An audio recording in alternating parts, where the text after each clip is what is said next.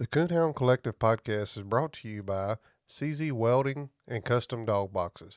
Dog boxes built by hunters, for hunters. Check these guys out today. This is your host, Jason Snellgrove, and I will be your guide as we journey down the road to pleasure hunt or hitting the long trail to those great comp hunts. This is the Coonhound Collective podcast.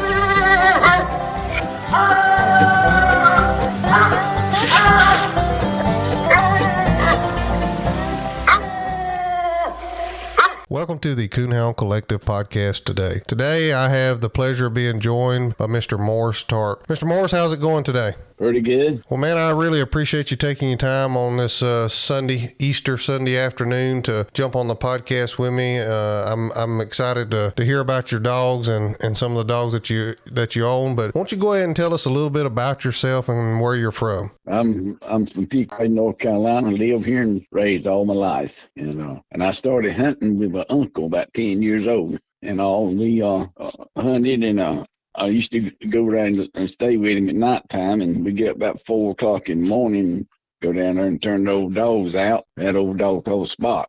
Old Spot tree a coon, but nothing else come to tree with him. And we hunted all weekend, and then we leave the house walking and then go hunting. Then his wife would take us on his car and go across the main road, and we go down and turn out and we catch those Spots before we got to the highway and cross the highway. Then we would hunt all the way back home. That's how it started. And got about 16, you know how it is then, little girls, and I quit for a while, and then I got married, and I married right into a coon hunting. My wife had 2 uncles that coon hunted, and I started right back up, and they ain't never slowed up. And, I bought a dog I bought a dog from one of the uncles for $15, half blue tick, half walker. And boy, we started hunting, and she started doing pretty good, and then she wouldn't take water, and I went over there and talked to old man Lee, and I swapped him. Then found out she had red mange,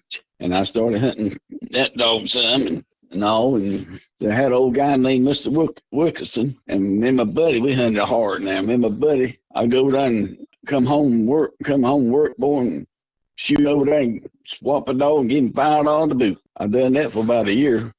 Didn't get much, but I'm hoping I get one a little bit better each time.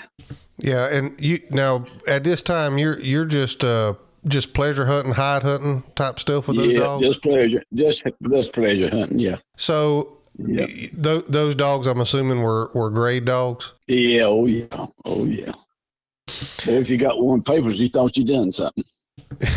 Yeah. Well, so from that half walker, half blue tick, I guess you just continued on to pleasure hunting and hide hunting. Where'd you go from there? Well, my buddy had a black and tan grade dog, and we decided we'd go to I had one, I forgot what it was. We decided we'd go to a hunt one night. We went up there and we made sure both of us shot on the same cast. But he wound up winning the cast. He had a little black dog, grade dog that won the cast.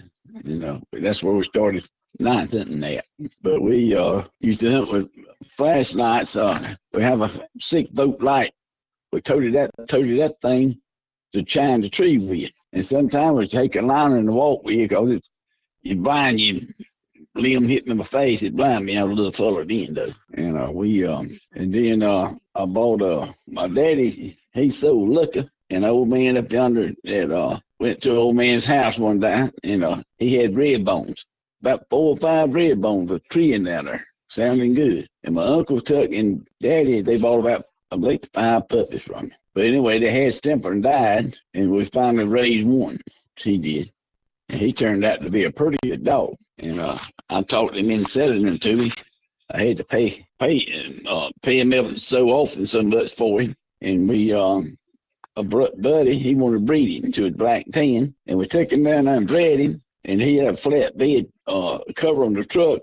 And we stopped at old coon hunter store down here, and we'll stand but a minute. And went in there, hell, you get talking coon hunting, we stayed an hour, and come back out and went back and put my dog in the pen. He was dead. The fume from the exhaust pipe went in there and killed him, and all. But well, that was a bad deal there. Yeah, I know it was. That was a lot of money too. Yeah. Back then. Yeah, yeah. Had to pay a few payments on a dog here and there back then. Yeah. That was, you had some money tied up in that one. Yeah, but I didn't make but $100 a week. And the rent was 50. But I married and she had two uncles that coon hunting, and we every Friday and Saturday night I go down there and we coon hunting. She stayed with her aunt, and we coon hunted every Friday and Saturday night, boy, all the time. Then he had a pretty good old dog, but then I got hooked up with old black guy that me and him hunted together and worked together some. I got a dog, got some dogs from him. He had a little old dog, a spotty looking dog there, white, off from Vance Sam. I got him now. He's a pretty good dog. He run the coon. He could track and tree it. He went down young Elsie Stanley, and Elsie had a dog there, young dog, 14 months old, and he wheeled him down on him. And he was out in Elsie Stanley, out in the female Elsie Stanley habit, produced it pretty good. And Buck Monroe took a dog from Indiana, up here, a man's dog, and one English dog, and started breeding him some. Elsie took that female and bred to him. That's where my Joe dog come from. And I started hunting him by himself, 14 months old. But the dogs now don't have no mouths on them. He had a hell of a mouth on him. So I started breeding him, some bitches I had. He turned out pretty good. He produced it pretty good. The bitches, some of them was out in had the Pine Hill True Boy on them out there, close to Pine Hill True Boy. And they were Joe. MC Blackman's Joe dog. And Irvin Massengill bought old Sputman, and I got a wad of them puppies, but I never could get none to tree. They run fox to death. So I took Joe and bred him in females, and they turned out pretty good. And then one of them females, Goody, called Goody, well, she was a coon. She could trail a coon up and tree him, nothing else couldn't smell him. A guy went with him one night, she treed three, his dog never barked on him. And I bred her to Bluegrass Amos, hoping to keep nose on my dogs.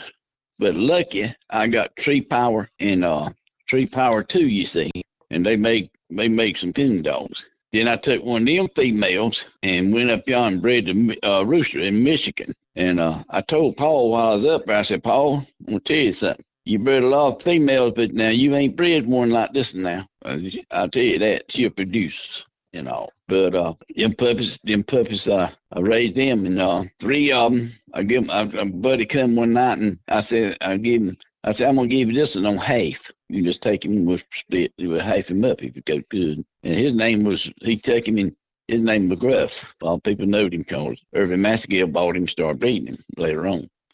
But them 5 or 4 puppies, I hunted them and went to breed a year with them. And I kept 3 myself, and I hunted them 3 that year myself, and kept them 3 in the top 5 of the state. I was rolling now. Kept them in the top 5 of the state. Well, back then you was wearing some tires out on the car, because I don't think there was hunts all around like they are now, is there? No, I would go to Illinois and Alabama, everywhere around to hunt, And I didn't know I was winning the breeder in the year, and we had a hunt up here, and Jarvis come up to me and said, you win it, you keep on, you will win the breeder of the year, I didn't know what that was really. Got to asking somebody, but you had to roll now. But that's what put Rooster on the map. I started winning breeder of the year with them, and then everybody want to start breeding to it. But anyway, one of them got in the semifinals of the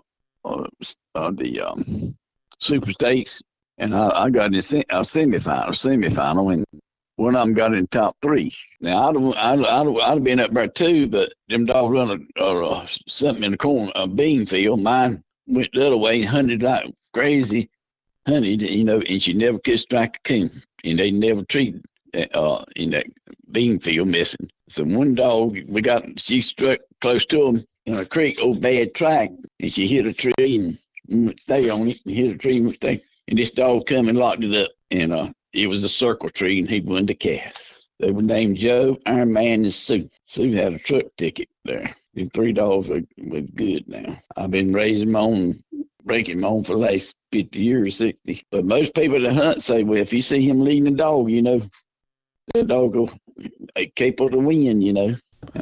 Yeah, well, that's important. And I'm gonna back up here just a minute. Back up all you want to, buddy. You was talking about putting some tree power and keeping some nose on them. Through the years of your breeding program, have you been able to keep those two things going, where you have the nose power that you want, where they're not too hot nosed, and the tree power? Have you lost any of that through the years, or are you still seeing those same traits this many years later? The tree power is there, but the nose power ain't. And I had my bandit dog. He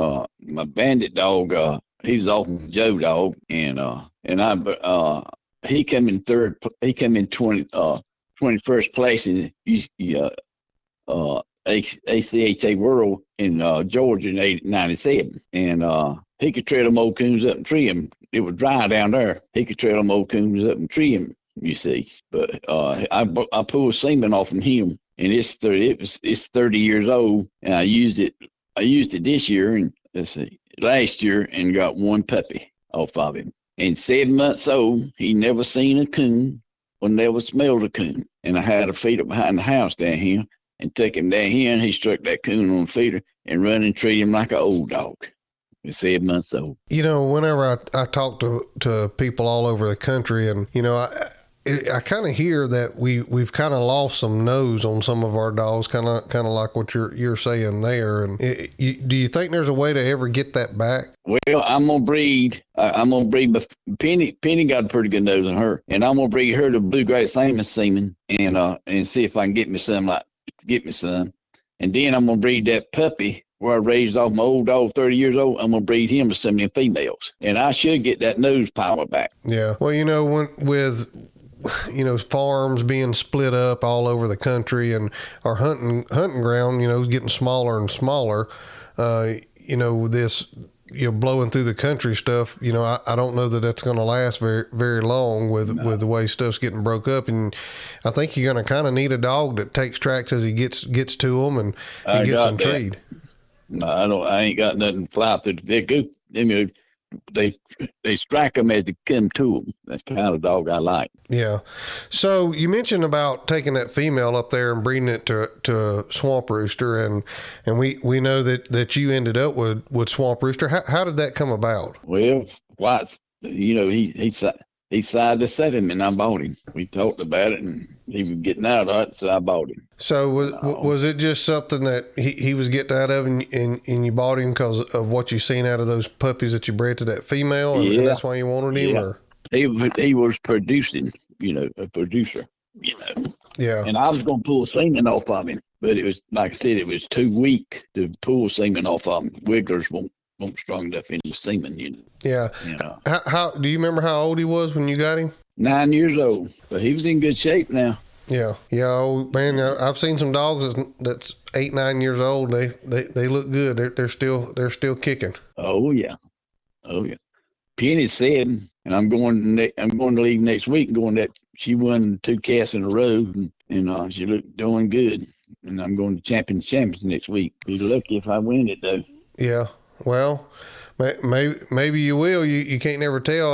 Like I told you before I hit record here, I was trying to do some research on you, and you can type somebody's name in Facebook or whatever, and you can kind of scroll through there, and anytime your name's mentioned or any post that you're in or whatever, it's there. And seemed like the first, I don't know, 15, 20, 30 posts that I found, it was all about Penny. And I told a buddy of mine, I said, man, I don't know about no male dogs, but he definitely got a female doing some winning. Yeah. If I had the coons, I used to break 3 dogs a season. Now we hunted now, but 3 dogs a season. I pick it don't make no difference on the litter, And the litter, most of them running through your coons, all of them, about it. And I had the coons enough to do it, you see.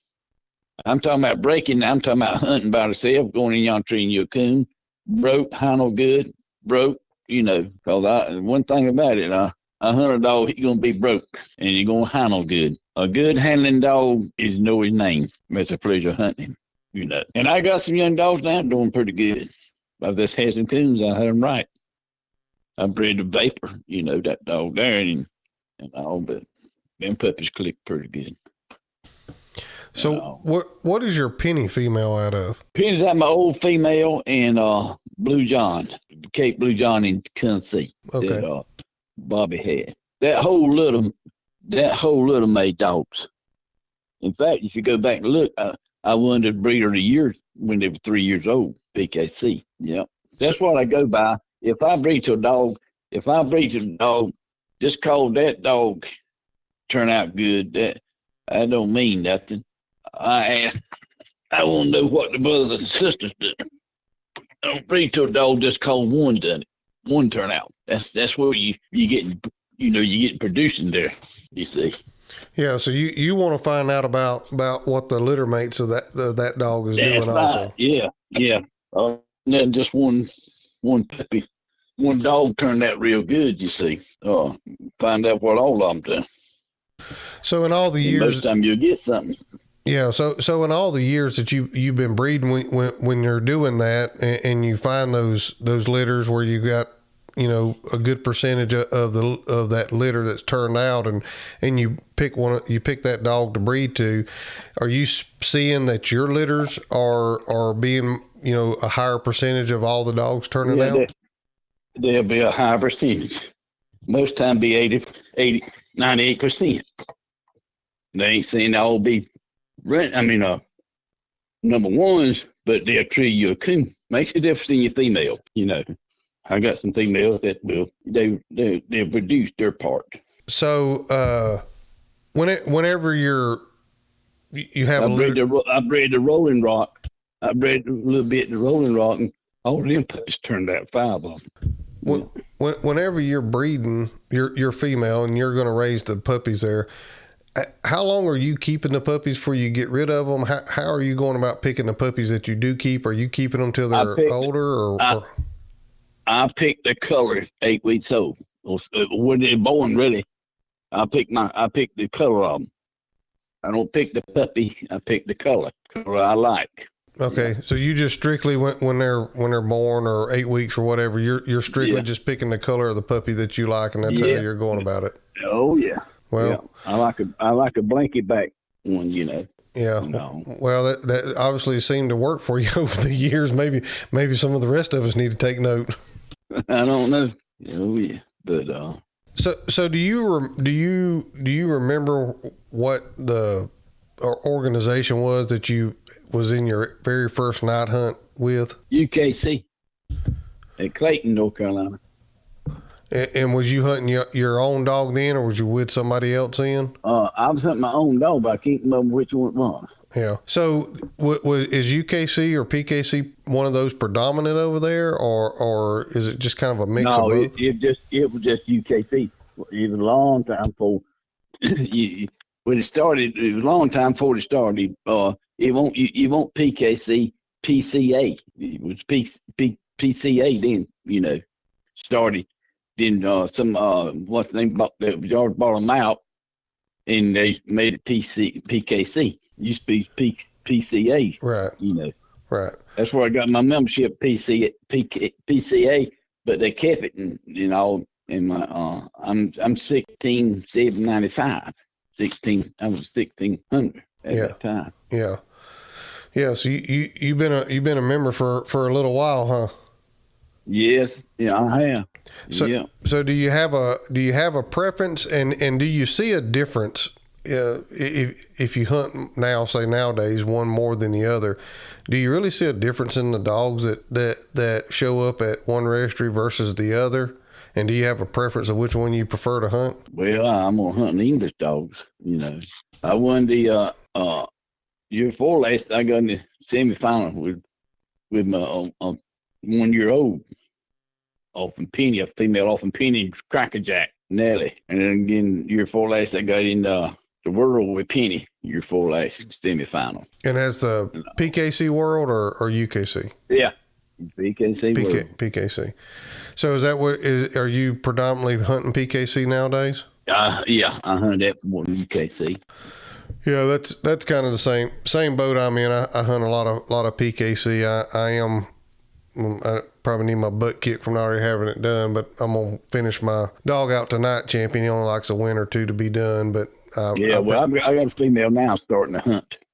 I won $72 on her, and she come in heat. I was going to hunt her in super states this year, and she come in heat, and I couldn't take her. But so with the puppies that you've had and the success you had, just if you were gonna take a puppy from 8 weeks old and get it to running and treeing, what are some of the things that you could share with us that you do to help get that puppy a good start to get to that point? Well, used to, I let them run loose around here. I can't now. Houses built up.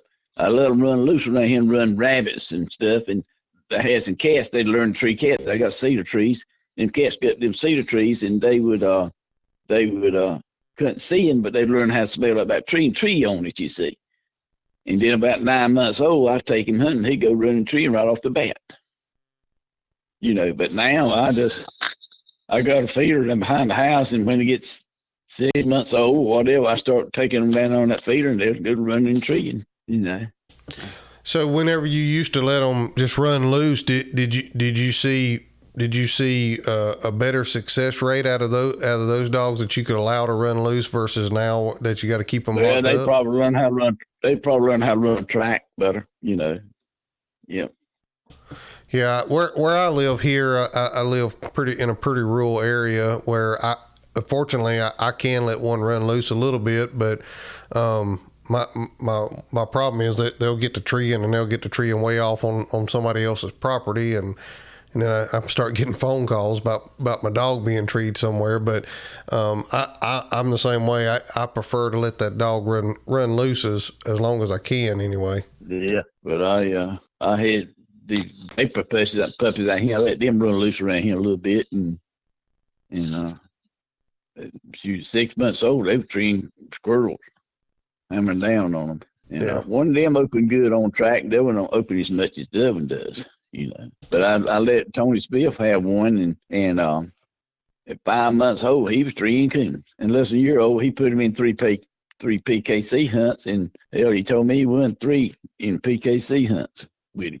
He was 1 year old, but he had the coon to break him with. That's Yeah.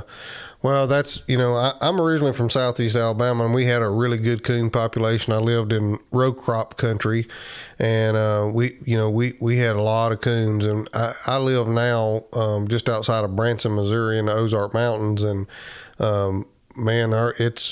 if you tree one a night, you've really done something. If you're hunting right here, it's real we poor. got some nights when we strike one. It's tough, boy. And it's tough on a young dog when a young dog go in yon hunt hard and you can't strike a coon. Yeah. I usually. But this stock of dogs here ain't bad. They for trash, and all. But used to we had to catch him to break him, No, but they ain't too bad. They for trash. Yes, sir. So, whenever you were looking at breeding, are you line breeding your dogs? I guess. No. I don't do that. I don't do none of that. Yeah. Are you just looking at? It might be way on background, but I don't do that close line breeding though. So you're just looking for dogs with traits that you want to incorporate into your dogs, and that's how you're going about picking what you breed to? Yeah. Well, I don't know what I would breed to now. I wonder what's out there that would, is producing, Are you tired of whipping, scolding, and shocking to make them get alone? Is your buddy tired of helping you set your dog up for correction night after night? Do you really want your dog to be alone because you forced him to be? Or would you rather him be alone because he wants to be? Grand Night Champion Small Town Lone Survivor is the product of over 25 years of strong natural-born independent traits. This bold trait has been passed down from generation to generation and is showing up in loner offspring today. Loner is a direct son of Hall of Fame Grand Night Champion Cabin Creek Rowdy and Grand Night Champion Lonesome Dove Lori. Loner has a booming mouth that is talked about in every cast he has been in, including the 2021 World Hunt Finals. Loner is a no-reverse, ball-mouth open trailer who ends it plussed up with a huge dying locate and steady chop. Loner loves getting split, and is a stay-put gun-pressure tree dog. Loner's intelligence is also impressive. He knows over 12 voice and hand signal commands. Loner has a character that loves like Jesus, but he doesn't walk on water. If you're interested in breeding to Loner, contact Brett Stevens at Small Town English Kennels at 417-300-3777 or find him on Facebook.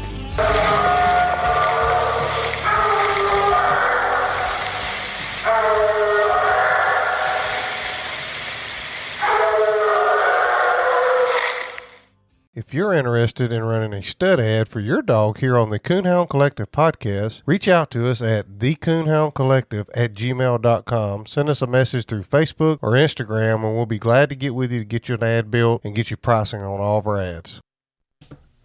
Yes, sir.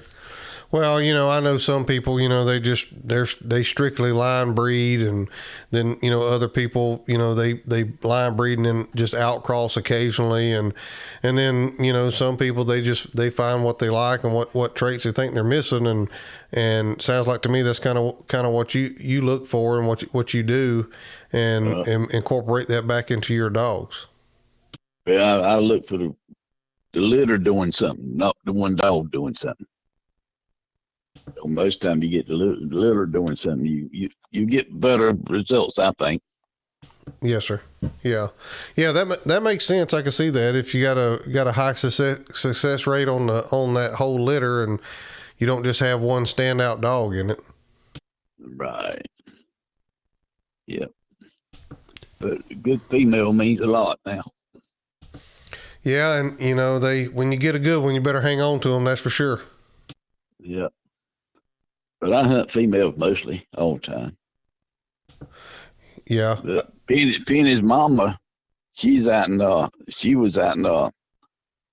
Uptight Spike, and the Uptight Spike was late to Main Street Roy. And that's some old blood there, you see. And I'll bring her back to Amos. That'd be some old blood too. Yes, sir. Yes, sir. It would be. Yeah, you probably get my male dog. Then bring my male dog to them females, and I'll be right back in the ball game. Yeah, you probably get a lot of your nose back for sure. Yeah.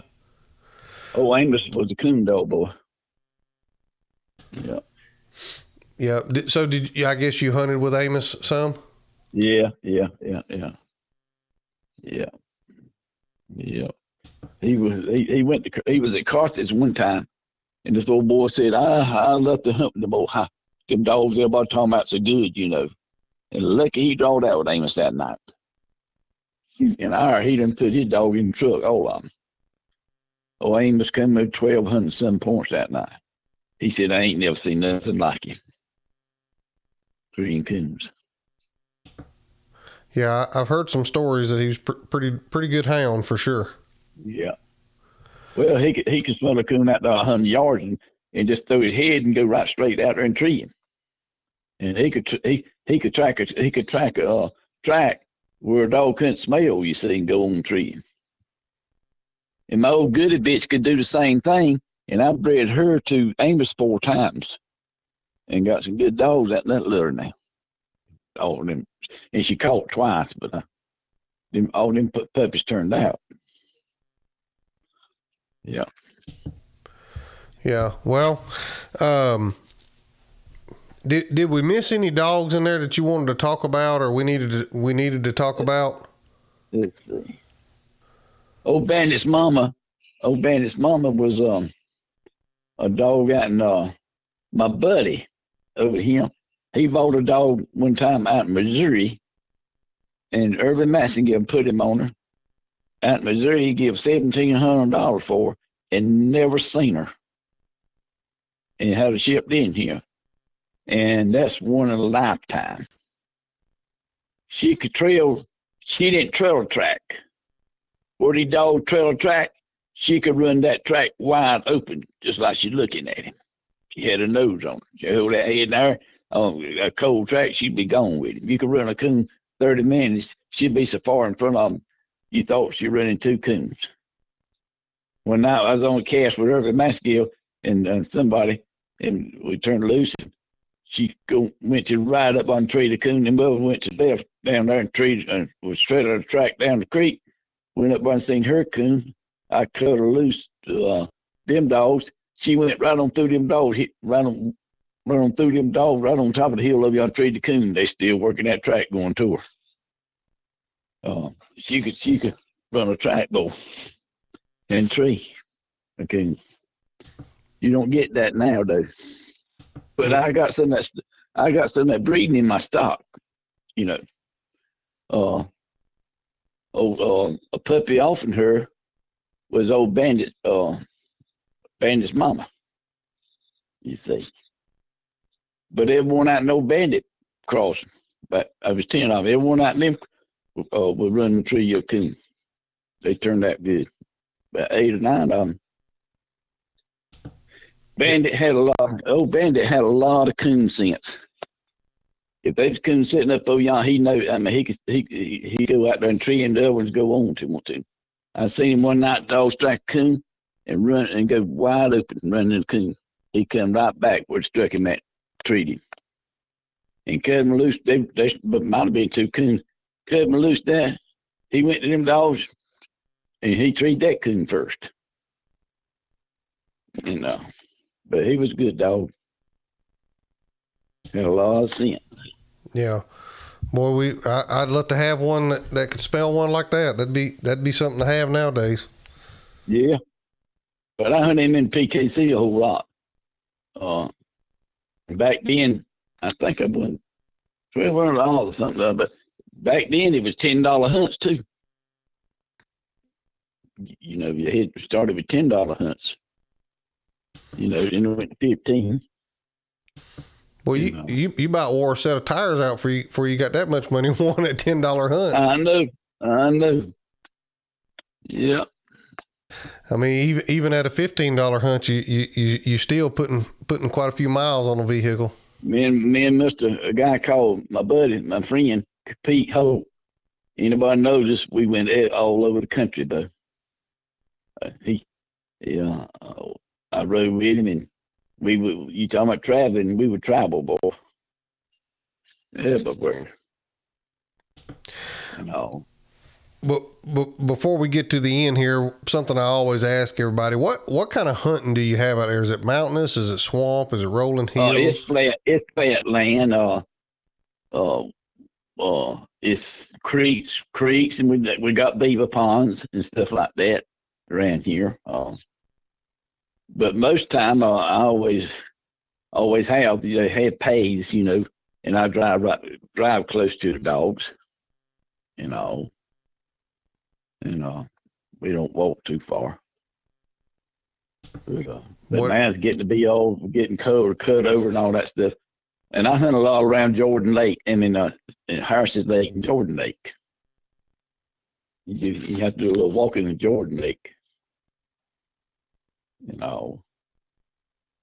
Well, it sure makes it handy if you can get in a spot, especially working young dogs, especially if you can kind of get around to them pretty easy. Oh yeah, yeah. But it's getting tough. They had just Anthony coons. I don't know what happened to them.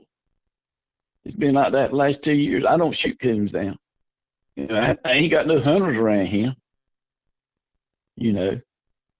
But I used to hunt with my Jesse Cobb down y'all, and we go down on them dirt roads and little creeks on them, you know. Hell, we kill 100 coons a season and go back next year and just as many coons there and he is than the boys would have left. You know.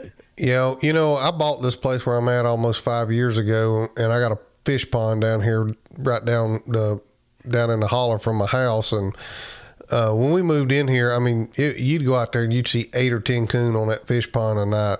A year after we moved in here, and I don't shoot coons around my house at all, ever. Yeah. They were gone. And there's a older gentleman that lives about a half mile or so down the road from me that he used to trap, and he was buddies with Dwayne Clark that owns Spree Creek Rock. And so, you know, me and him, I've stopped and visited with him and talked and stuff like that. And I was talking to him about it, and his theory is that that maybe the coons got feline distemper and it kind of wipes some of them out. Yeah, it's sometimes to them. And if you got a feeder out that he got stemper, he gonna get all of them with stemper. Because all of them gonna eat that feed. Yeah, that's for sure. And but it ain't just here. Everywhere I talk to people, one man up at Henderson, and he said he got 2 farms. Last year he had cameras out and they was plenty of coons out there. And this one, he can't tree one on them 2 farms. Ain't none on his camera or nothing. He don't know what happened to him. Yeah, I literally, before I called you, just come up from the pond, and I was walking around the edge of it looking in the mud spots for tracks, and I mean, there ain't a coon track one around that whole pond. And right. I mean, they're just not here anymore like they were when we first moved in here. And now I can drive, an hour north or hour and a half north. I can really be in some good coons, but there's also a lot of road crop up that way too. Yeah. Well, any hunt we go to around here, we got to drive. We go to the hunt, then we have to drive an hour from the hunt to hunt.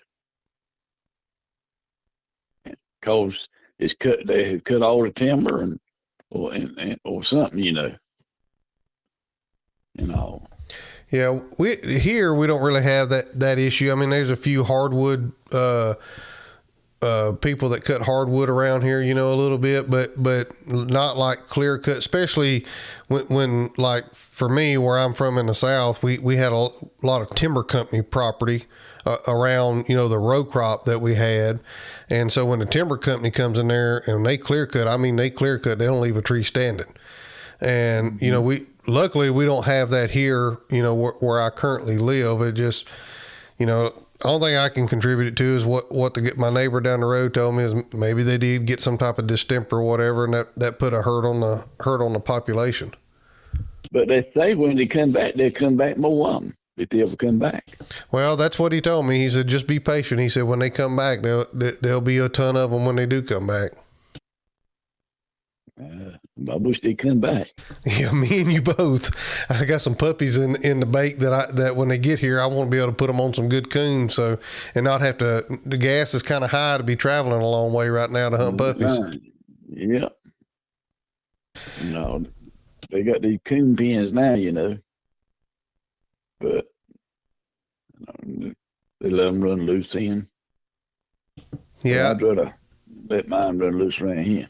Yeah, I like for mine to run loose here at the house, but I have talked about putting up, an acre or two around a piece of my property here and putting some coons in it just for that, because of the situation I'm in now. I mean, to get into some good coons, like I said, I'm gonna have to drive an hour and a half north to get in them. Well, you don't need no more than an acre if you put 1 or 2 puppies in there. That's all. Yes, sir. All you want to do is get them running and treeing, and unless you gonna do it for the public, but that's acres enough. Yeah. I got they're paving the road. I live on a gravel road on both sides of me on a corner, and they're paving the road on the side of me there. And I kind of got a hillside I can't do a whole lot with. It's got some big white oak timber in it and stuff like that. And I told my wife, I said, I'm going to fence part of that thing in and put me some coons in there so I have a place to turn some puppies loose. Yeah. You can keep them in there if you do it right. Yeah. Well, Mr. Morris, I told you I wouldn't keep you no more than an hour, and my phone says ain't no problem. We've been at it for 57 minutes already. And I don't want to leave nothing out. And I know we just kind of been talking here, but I don't know that we missed anything. But do you got anything else you want to add before we get off here? I can't think of nothing right offhand. Well, I tell you what, I appreciate you letting me take a little bit of your time this afternoon to have you on the podcast. I know people's gonna enjoy this, and I really thank you for taking your time to be on here today. Oh yeah, ain't no problem. Well, I wish you the best of luck coming up on your hunt there with your female, and maybe you'll get your picture taken there in the winter circle. I hope so. That's always the goal. Yep. Well, Mr. Morris, if you don't have anything else, I'll let you get off here so you can get back at your afternoon, and I'll get this thing edited and get it out, and I'll shoot you a text message as soon as it's ready. Okay. All right, Mr. Morris, you have a good evening. Okay. All right. That was Mr. Morris Tart. I hope you enjoyed that podcast today. I've been trying to get this one set up for a little while because I knew he had owned swamp roosters. So I hope you really enjoyed that today. Hey, if you did, do me a favor. Leave me an Apple review. I'm going to try to start reading some of those. I have to go through and look at them. I've got a few on there. But leave me an Apple review or leave me 5 stars. Make sure you leave a comment in there as well. And if you're listening on something else, Spotify or whatever, if you can rate the show, we would appreciate it. And if you're listening on YouTube, hey, drop me a line there that you're listening there on YouTube. I really would appreciate that. That helps with the algorithms or whatever. And thank you for listening to the Coonhound Collective podcast today, and we'll catch you next time. Thanks, guys, for listening to the Coonhound Collective podcast today. We really appreciate you taking your time out of your day to listen to the podcast. If you don't mind, head over to Facebook and give us a like, and head over to Instagram and give us a follow. It's both at the Coonhound Collective. Also, if you would like to reach us here at the Coonhound Collective, you can reach us at thecoonhoundcollective@gmail.com. If there's someone that you would like to hear on the podcast or a product that you would like to hear talked about, please send it to thecoonhoundcollective@gmail.com. Thanks again. Have a great day.